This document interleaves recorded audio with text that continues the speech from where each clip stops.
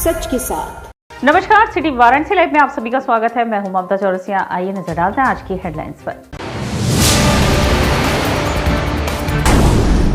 CM योगी पहुंचे Varanasi. BHU में चल रहे सुफलाम सेमिनार में हुए शामिल। टेंट सिटी का भी लिया जायजा। ट्रांसपोर्ट नगर के खिलाफ आयोजित किसान महापंचायत में किसानों का उमड़ा हुजूम।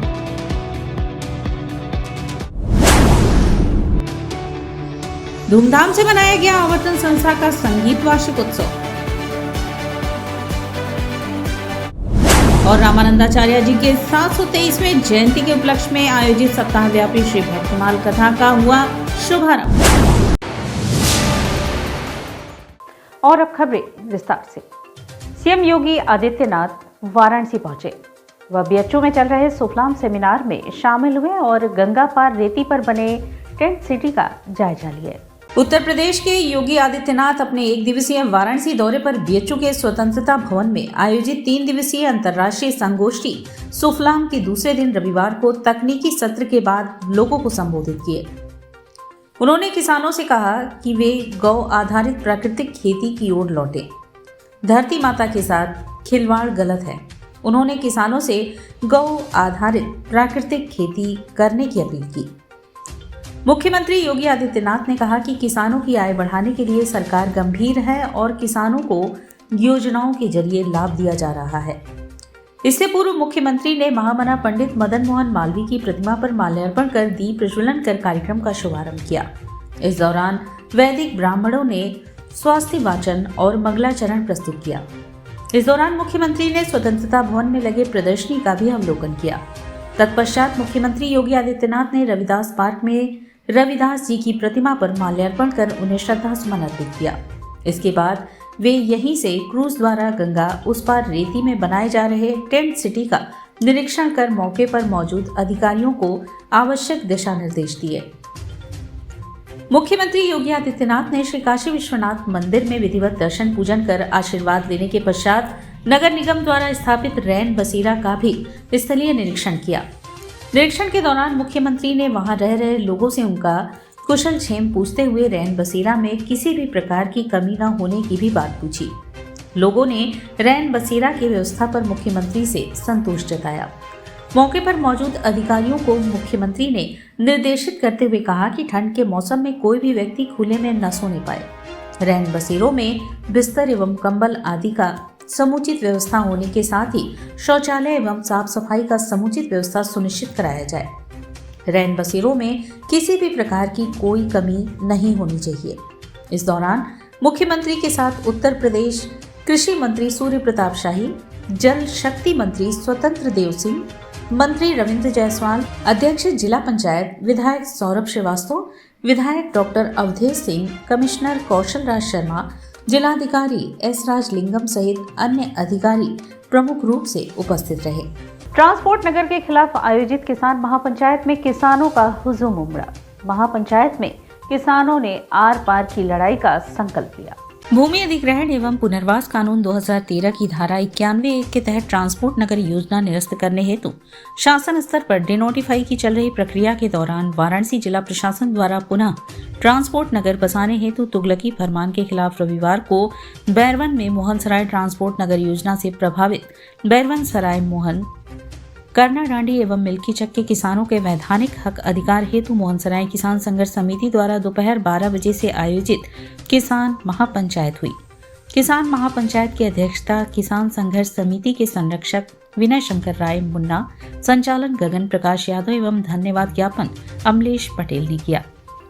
किसान महापंचायत में जिला प्रशासन द्वारा ट्रांसपोर्ट नगर योजना हेतु अख्तियार किए जा रहे फरमान को तुगलकी फरमान बताते हुए अल्टीमेटम दिया गया कि जिला प्रशासन और शासन 1 सप्ताह के अंदर शासन स्तर से डिनोटिफाई हेतु चल रही प्रक्रिया को संपन्न कराकर किसानों की जमीन वैधानिक रूप से अवमुक्त करने हेतु सुप्रीम कोर्ट या हाई कोर्ट के रिटायर्ड जज की अध्यक्षता में प्रशासन एवं किसान के प्रतिनिधियों की पैरोकारी में वैधानिक निर्णय हेतु खुली अदालत लगाए।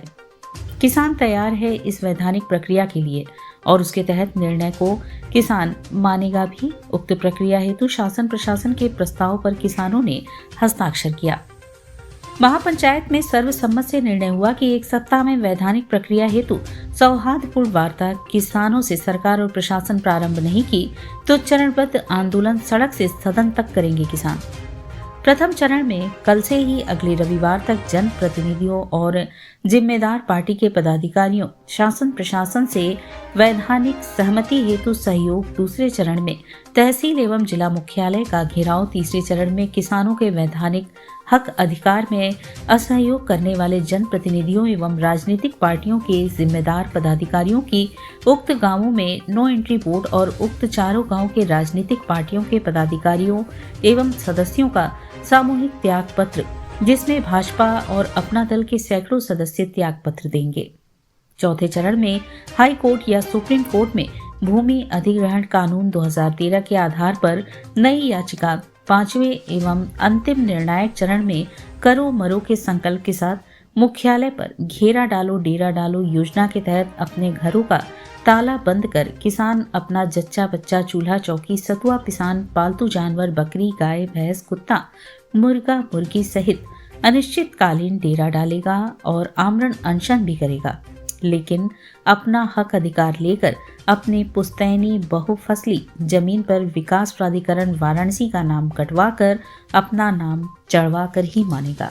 बनारस का जिला प्रशासन यहाँ के आ करके और फिर से पुनः योजना को लागू करने के लिए, ट्रांसपोर्ट नगर बसाने के लिए बात कर रहा है और दमनात्मक कार्रवाई करने की एक साजिश रच रहा है, जिसके आक्रोश में आज यहाँ पे किसानों ने नरेंद्र मोदी जी के संसदीय क्षेत्र में किसान महापंचायत करके ये निर्णय लिया है कि हम वैधानिक तरीके से बात करने को तैयार हैं।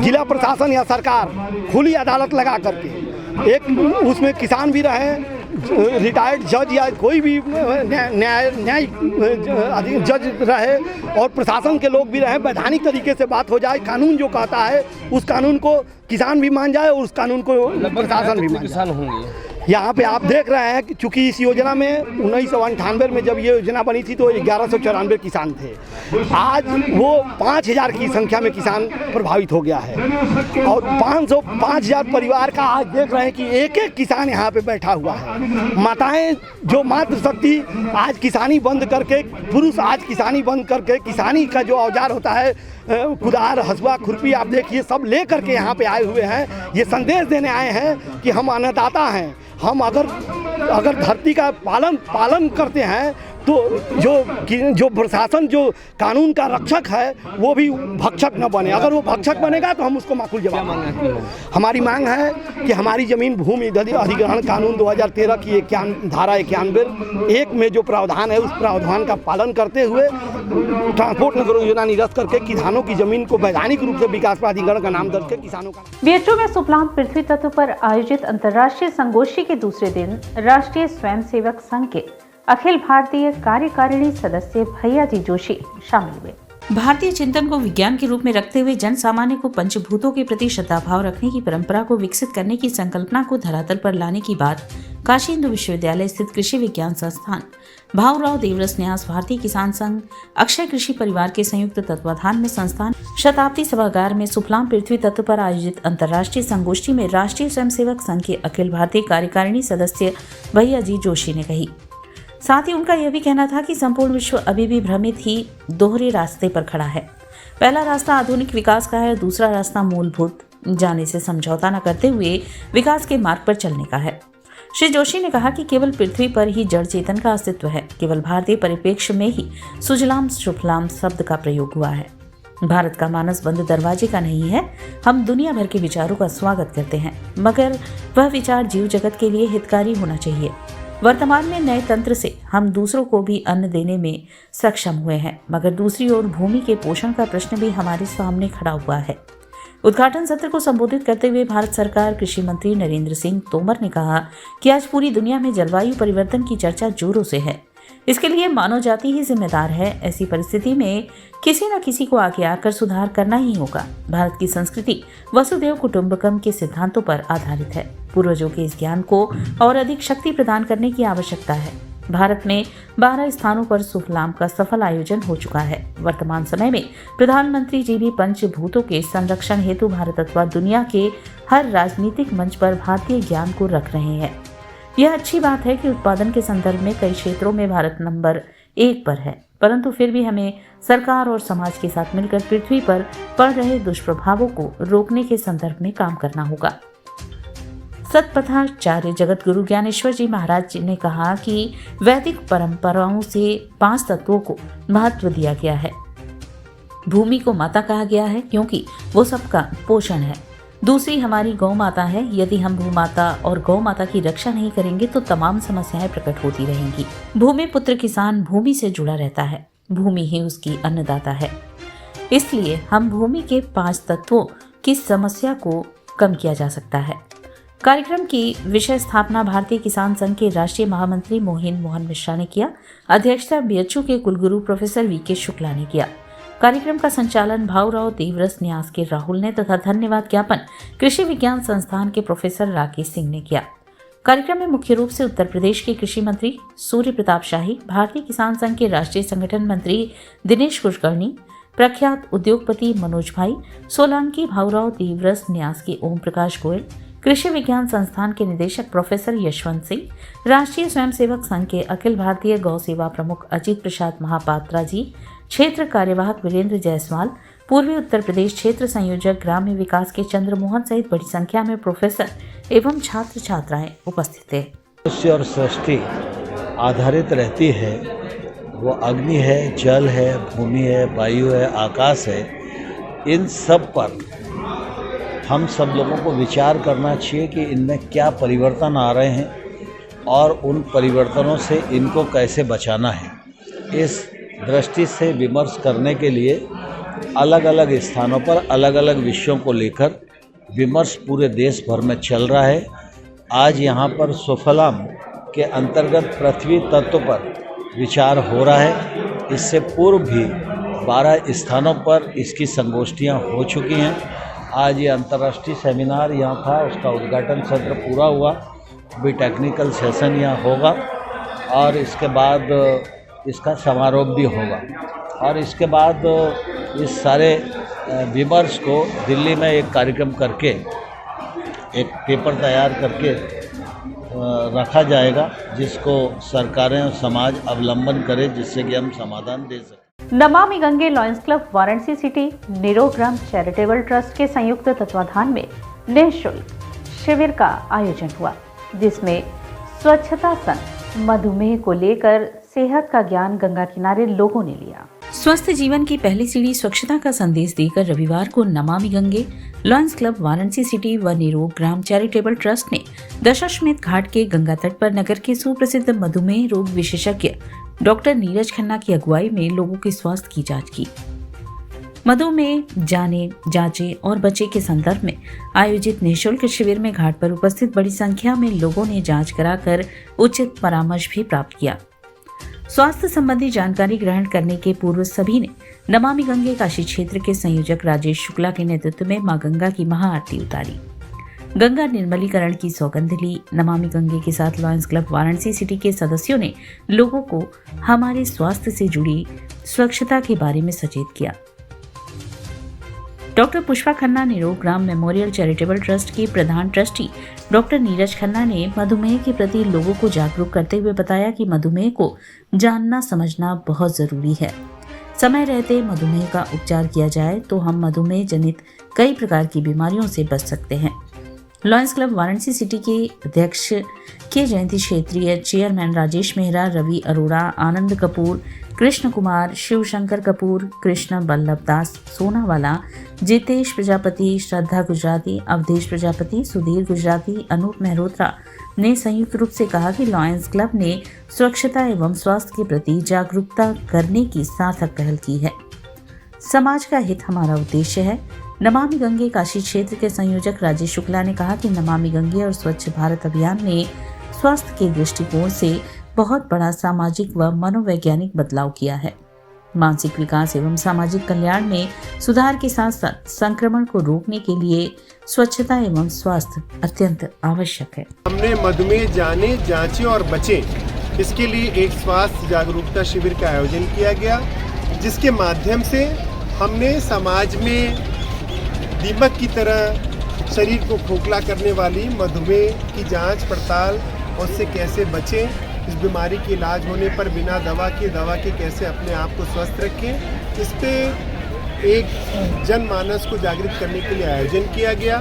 यहाँ 150 से 200 लोगों की जांच की गई और लोगों को जांच करने के बाद जिन लोगों का शुगर बहुत बढ़िया था, उनके बढ़ा हुआ था, उनको अपने डॉक्टर आपके एक नारे के साथ ग्लूकोमीटर निःशुल्क दिया गया और उनके इलाज पे एजुकेशन इज़ मेडिकेशन की जागरूकता, शिक्षा ही इलाज है, इस माध्यम से उनके जागृति के लिए उनको शिक्षित किया गया कि वो इस बीमारी को जड़ से कैसे ठीक करने में अपनी जागृति का महत्व रख सकते हैं। विगत वर्षों की भांति इस वर्ष भी लक्ष्मी कुंड महोत्सव एवं प्रतिभा सम्मान समारोह धूमधाम से मनाया गया। विगत वर्ष की भांति इस वर्ष भी लक्ष्मी स्पोर्टिंग क्लब द्वारा लक्ष्मी कुंड महोत्सव एवं प्रतिभा सम्मान समारोह का आयोजन रविवार को धूमधाम से किया गया। इस वर्ष संस्था के 25 वर्ष पूरे होने पर विशेष कार्यक्रम का भी आयोजन किया गया, जिसके मुख्य अतिथि डॉक्टर गीता कुमारी थी। कार्यक्रम में शान बनारस सम्मान से काशी के विभूतियों का सम्मान मुख्य अतिथि द्वारा किया गया, जिसमें नरेंद्र सिंह, नरेंद्र सेठ, आचार्य शैलेंद्र त्रिपाठी, रविकांत विश्वकर्मा, अजय कुमार यादव को दिया गया। इस अवसर पर कवि सम्मेलन का भी आयोजन हुआ, जिसमें हास्य कवि डंडा बनारसी, कवि सर्वेश मिर्जापुरी, कवि अंबुज मिश्रा, कवि अशोक अज्ञान ने काव्य पाठ किया। कार्यक्रम का संचालन बनारस रेलवे कारखाना के संस्थान सचिव आलोक सिंह द्वारा किया गया और इनके सहयोगी संचालक नवनीत पांडे, कार्यक्रम की अध्यक्षता नीरज कुमार सेठ ने की। कवि सम्मेलन के साथ ही सांस्कृतिक कार्यक्रम भी आयोजित किया गया, जिसमें विभिन्न विद्यालयों के छात्रों ने प्रतिभाग किया। सामाजिक रूप से सक्रिय जो लोग भी समाज में काम कर रहे हैं, सामाजिक चीज़ों पे या पशु पक्षियों पे या दूसरे के लिए जो लोग चिंतित रह रहे हैं समाज में, उनको सम्मानित करने के लिए ये संस्था बुलाई गई है। कितने लोगों को सम्मानित किया गया? मुझे लगता है कि लगभग कई दर्जनों लोगों को सम्मानित किया गया है। और यहाँ वक्त उछला है एक छोटे से ब्रेक का, मिलते हैं ब्रेक के बाद। वाराणसी लाइव, सच के साथ। कोरोना वायरस ने देश में एक बार फिर से रफ्तार पकड़ ली है। ऐसे में जरूरी है कि सभी लोग पूरी एहतियात बरतें। घर से बाहर निकलते समय मास्क का सदैव प्रयोग करें। समय समय पर हाथों को सैनिटाइजर से सैनिटाइज करें। ज्यादा भीड़ भाड़ वाली जगहों में जाने से बचें। 2 गज की दूरी का पालन करें। स्वस्थ रहें, सुरक्षित रहें। जनहित में जारी वाराणसी लाइव। वाराणसी लाइव, सच के साथ। और ब्रेक के बाद पुनः आपका स्वागत है। युवा फाउंडेशन के सदस्यों द्वारा मध्यरात्रि में ठंड से ठिठुरते लोगों को कंबल वितरण कर राहत देने का प्रयास किया गया। भारत के विभिन्न हिस्सों के साथ पूरे उत्तर प्रदेश में हाड़ कपाने वाली ठंड ने लोगों को बेहाल कर दिया है। वाराणसी में भी भगवान भास्कर के दर्शन का लोगों को इंतजार है। वाराणसी में भी हाड़ कपाने वाली ठंड पड़ रही है। ऐसे में वाराणसी में युवा फाउंडेशन के सदस्यों ने मध्यरात्रि में सड़कों पर घूमकर पेड़ के नीचे और ठेले पर अपने जीवन यापन करके ठंड में अपने जीवन को बचाने का संघर्ष कर रहे जरूरतमंद लोगों में कंबल उड़ाकर उन्हें ठंड से कुछ राहत देने का प्रयास किया। तो वहीं ठंड में थोड़ी सी गर्माहट मिलते ही उनके दिल से इन युवाओं के लिए स्नेह भरा आशीर्वाद भी मिला। आधी रात विभिन्न स्थानों जैसे चौका घाट, सिटी स्टेशन, विश्वेश्वरगंज, लहराबेर आदि जगहों पर जरूरतमंद लोगों में कंबल वितरित किया गया। संस्था से चंचल कुमार तिवारी, रविंद्र मिश्रा, सुषमा जायसवाल, संतोष चौरसिया, गौरव, सुमन, सीमा चौधरी, आलोक चौधरी, अमित कुमार शर्मा, प्रोनिला मुर्म आदि लोग उपस्थित रहे। श्री राम मंदिर गुरुधाम के समीप बने भव्य पंडाल में रामानंदाचार्य जी के 723वें जयंती के उपलक्ष्य में सप्ताह व्यापी श्री भक्तमाल कथा का शुभारंभ हुआ। समरसता के संवाहक व राम भक्ति के अग्रदूत श्रीमद जगत गुरु रामानंदाचार्य जी का 723वें जयंती महोत्सव के अवसर पर श्री राम मंदिर गुरुधाम श्री रामानंद विश्व हितकारिणी परिषद एवं वैष्णव विरक्त संत समाज काशी के संयुक्त तत्वाधान में सप्ताह व्यापी श्री भक्तमाल कथा का शुभारंभ हुआ। यह कथा 14 जनवरी तक चलेगी। इस बीच विद्वत गोष्ठी, सम्मेलन सहित अन्य विविध आयोजन भी होंगे। सप्ताह व्यापी कथा दोपहर 1 से 4 बजे तक चलेगी। कथा के प्रथम दिन कथावाचक स्वामी डॉक्टर राम कमलदास वेदांती जी महाराज ने उपस्थित श्रोताओं को मंत्र मुग्ध कर दिया। भक्ति भक्ति भगवंत गुरु चतुर नाम बपुए के, इनके पद वंदन किए नासहि विघ्न बारे बारे वंदन करो श्रीनाभा आभा काढ़ो गाभा वेद को श्री भक्तिमाल। आवर्तन संस्था का संगीत वार्षिक उत्सव धूमधाम से मनाया गया। आवर्तन संस्था ने अपना 26वां वार्षिक उत्सव रविवार को बड़े ही धूमधाम से कन्हैयालाल स्मृति उपवन में मनाया। कार्यक्रम का प्रारंभ दीप प्रज्वलन से मुख्य अतिथि डॉक्टर दयाशंकर मिश्र दयालु, डॉक्टर अनिल रिछारिया एवं पद्मश्री डॉक्टर राजेश्वर आचार्य ने किया। आवर्तन संस्था के छोटे बच्चों ने राग माता प्रस्तुत किया, जिसे इसी संस्था के छात्र वैभव द्वारा लॉकडाउन के समय में लिखा गया था, तथा पंडित हरिराम त्रिवेदी जी द्वारा रचित राग पालू में दादरा प्रस्तुत किया। दूसरी प्रस्तुति के तौर पर आवर्तन के छात्र छात्राओं ने राग चारुकेशी में छोटा ख्याल एवं राग मालकोश में अरुण कुमार अस्थाना द्वारा रचित तिरवट का गायन किया, जिसे दर्शकों ने खूब सराहा। कार्यक्रम में विशिष्ट अतिथि के तौर पर पधारे डॉक्टर राजेश्वर आचार्य ने कहा कि सुचरिता गुप्ता ने अपने संगीत सुचरित्र से इस समाज में संगीत की जो वंशवेल गढ़ी है, उससे पूरा समाज लाभान्वित हो रहा है और अगले कई दशकों तक लाभान्वित होता रहेगा। मुख्य अतिथि राज्य मंत्री उत्तर प्रदेश सरकार डॉक्टर दयाशंकर मिश्र दयालु ने कहा कि प्रधानमंत्री मोदी जी के क्षेत्र में संगीत की एक कला साधिका के द्वारा नित्य परिश्रम करके हमारे परिवारों में संगीत पहुंचाया जा रहा है, जिसकी मैं भूरी भूरी प्रशंसा करता हूं और इन नैनीहालों को देख करके मैं पूर्ण आश्वस्त हूं कि हमारी कला बहुत ही सिद्ध हाथों में सुरक्षित है। कार्यक्रम की अगली प्रस्तुति में राग छायानट में छोटा ख्याल एवं डॉक्टर जयश्री राय द्वारा रचित कलावती राग में चतुरंग का गायन संस्था के बच्चों द्वारा किया गया, जिसने लोगों को झूमने पर मजबूर कर दिया। आवर्तन की छात्रा नित्या सेठ एकल गायन में राम खमाज में निबद्ध वंदिश की ठुमरी गाई, जिसमें खूब वाहवाही लूटी। युवा उदयमान अतिथि कलाकार डॉक्टर आशीष जायसवाल ने धमाल प्रस्तुत करके नौनिहालों को अपने पूर्वजों के सांगीतिक वैभव से परिचित कराया और सभी को अपने कला प्रदर्शन से निशब्द कर दिया। सप्तक संस्था की सुर साधिकाओं ने मिश्र पहाड़ी एवं मिश्र किरवानी में दादरा का गायन करके सभी को झूमने पर मजबूर कर दिया। कार्यक्रम में आवर्तन की छात्राओं ने सादरा राग सोरठ में तथा राग माच खमाज में एक दादरा प्रस्तुत किया, जिसे भरपूर प्रशंसा मिली। कार्यक्रम में गणमान्य अतिथि डॉक्टर अमिताभ भट्टाचार्य, डॉक्टर शंकर त्रिपाठी, आलोक पारिक, श्री प्रकाश शुक्ला उपस्थित रहे। बच्चों द्वारा ख्याल प्रस्तुत होगा, फिर ताराना है, उसके बाद तिरबट है, जो 3 चीज़ होता है, तिरबट, चतुरंग, ये सब तो होगा ही है। और विशेष जो है वो हमारे छात्रों द्वारा 11 राग और 11 ताल एक साथ का गायन होगा। और प्लस हम अपने घराना जो है सिद्धेश्वरी देवी जी का घराना, सविता दीदी का घराना, उसमें ठुमरी ज़्यादातर वो होता है, thumri Dadra.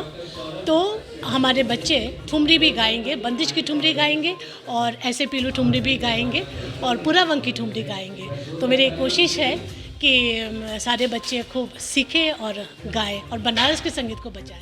Karate belt promotion और सर्टिफिकेट वितरण कार्यक्रम का आयोजन रविवार को हुआ। मार्ट एकेडमी, नई बस्ती, पांडेपुर और डेवलप्ड इंडियन सोसाइटी ने रविवार को कराटे बेल्ट प्रमोशन और सर्टिफिकेट वितरण का कार्यक्रम आयोजित किया। कार्यक्रम का संयोजन एकेडमी के संचालक मंजय गुप्ता और संदीप कुमार मौर्य ने किया। मुख्य अतिथि के रूप में दी सेंट्रल बार एसोसिएशन के अध्यक्ष प्रभु नारायण पांडे,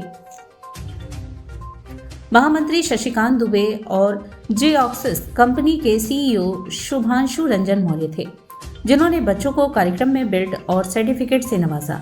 इस अवसर पर एकेडमी के संचालक ने कहा कि वह आजीवन आत्मरक्षा का गुण बच्चों को सिखाते रहेंगे। कार्यक्रम को आयोजित करने में मुकेश कुमार सोनी, वेलाल अहमद, विशाखा कुमारी का सहयोग रहा। बच्चों के लिए ये कहना चाहते हैं कि बच्चों को जो घर में नहीं आ पाते किसी कारण, किसी व्यस्त कारण, हम उनको खुद यहाँ पर बुलाकर या किसी तरीके से प्रमोट कर बच्चों को मजबूत बनाने का कोशिश किया जाएगा। और इसमें कि अनाथ बच्चे जो हैं और जो बच्चे न कर सके उसके लिए भी यहाँ पर सुविधा है। और इसी के साथ सिटी वाराणसी लाइव का यह प्रसारण यहीं समाप्त होता है। ममता चौरसिया को दे इजाजत। नमस्कार।